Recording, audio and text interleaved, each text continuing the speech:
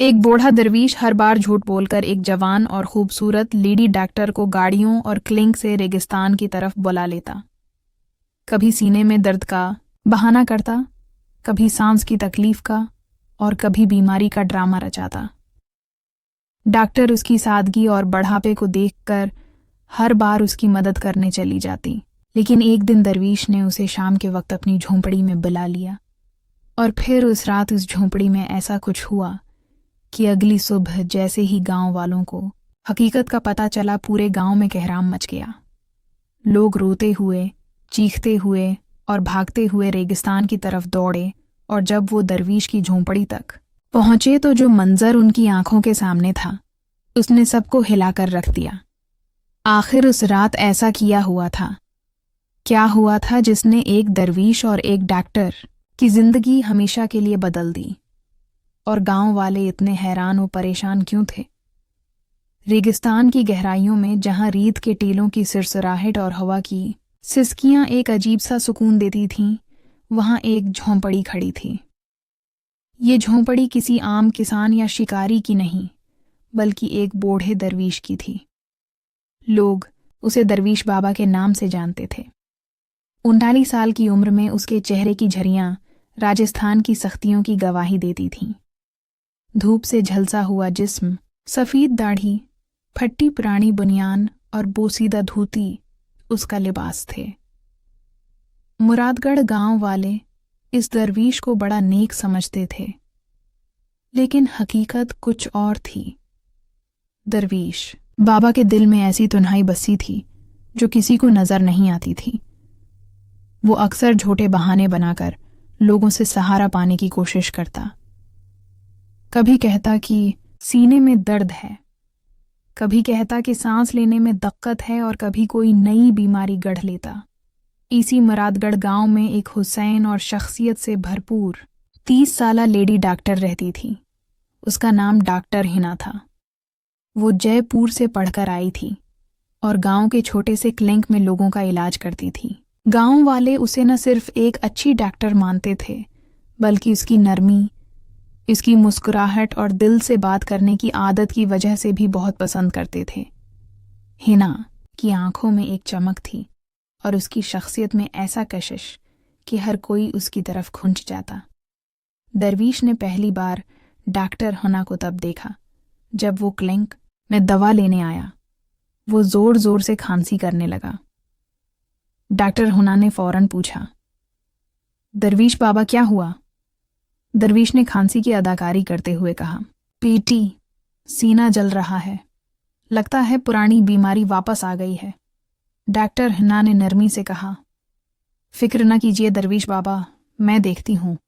मुआयना करने के बाद उसने कहा, सब कुछ ठीक है, बस कमजोरी है, ये दवा ले लीजिए और ज्यादा परेशान मत हूं। मगर दरवीश को तो यही चाहिए था। वो बार बार झूठे दर्द और बीमारियों का सहारा लेकर क्लिनिक आने लगा। कभी कहता हाथ में दर्द है, कभी कहता सर चुकरा रहा है। और डॉक्टर हिना, जो कि बेहद नर्म दिल और सादा मिजाज थी, हर बार मुस्कुराकर उसे वक्त देती। वक्त गुजरता गया और दरवीश के दिल में एक अजीब सा एहसास जन्म लेने लगा।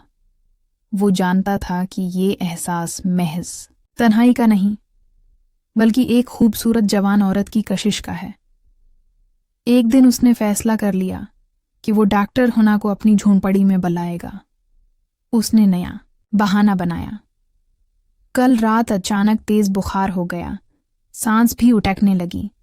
लगता है आखिरी वक्त करीब है, अगर कल शाम मेरी झोंपड़ी पर आ जाओ तो बड़ी मेहरबानी होगी। डॉक्टर हिना पहले हचकचाई। रेगिस्तान के बीच जाना आसान न था, खास तौर पर एक अकेली औरत के लिए। मगर दरवीश की बूढ़ी हालत और आंखों की बेबसी देखकर आखिरकार उसने हाँ कर दी। शाम को रेगिस्तान पर सुनहरी रोशनी बिखरी हुई थी। डॉक्टर हिना अपना बैग लेकर झोंपड़ी की तरफ चल पड़ी। रास्ता सुनसान था। परिंदे अपने घोंसलों की तरफ लौट रहे थे। झोंपड़ी के पास पहुंची तो देखा कि दरवीश दरवाजे पर बैठा है। इसकी आंखों में एक अजब सी चमक थी जैसे वो किसी का शिद्दत से इंतजार कर रहा हो। आ गई बेटी? जी दरवीश बाबा, आप कैसे हैं? झोंपड़ी के अंदर वो दाखिल हुई। मिट्टी का फर्श, पराने कपड़े, एक जलता हुआ दिया और कोने में रखी लकड़ी की छुरी। दरवीश लेट गया और बोला, बेटी, दिल बहुत धड़क रहा है, लगता है मौत करीब है। डॉक्टर हुना ने मुआयना किया तो सब बिल्कुल ठीक था। उसने कहा, बाबा, आप बिल्कुल सेहतमंद हैं, ये तो बस वहम है। दरवीश ने आह भरते हुए कहा, बेटी, सच ये है कि अब मुझे इलाज से ज्यादा किसी अपने के सहारे की जरूरत है। तो आती है तो दिल को सुकून मिलता है। ये सुनकर हिना चौंकी जरूर, मगर ज्यादा नहीं सोचा। वो समझती थी कि ये महज एक अकेले बूढ़े शख्स के अल्फाज हैं, मगर रफ्ता रफ्ता वो भी इस बूढ़े शख्स की तन्हाई और अल्फाज से मुतासिर होने लगी। दिल ही दिल में एक नरम सा जज्बा जन्म लेने लगा। वक्त के साथ दरवीश और हना का ताल्लुक गहरा होता गया। गांव वालों ने बातें बनानी शुरू कर दीं। औरतें हिंसतें, कानाफूसी करतें। बात बढ़ने लगी। एक दिन गांव के बड़ों ने कह दिया, ये रिश्ता गांव की बदनामी है।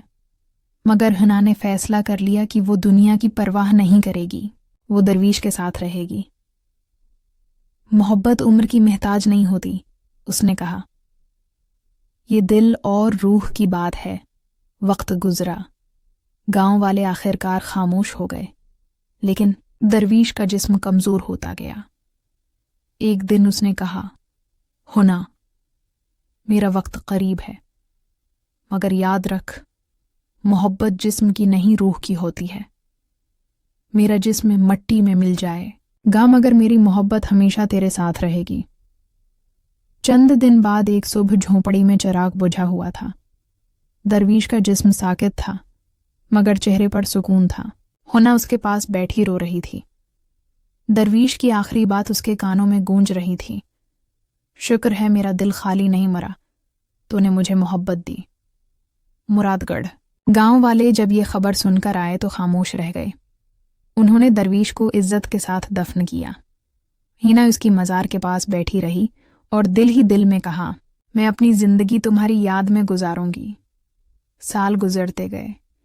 हना के बाल सफ़ीद हो गए, मगर आंखों की वही चमक बाकी रही। जब कोई पूछता कि तुमने शादी क्यों नहीं की, तो वो बस मज़ार की तरफ देखकर कहती, मैं अपनी रूह पहले ही किसी को दे चुकी हूं। यूं एक बूढ़े दरवीश और जवान डॉक्टर की मोहब्बत गांव वालों के लिए एक मिसाल बन गई। एक ऐसी मोहब्बत जो दुनिया के उसूलों के खिलाफ थी, मगर दिल और रूह की गहराइयों में सच्ची थी।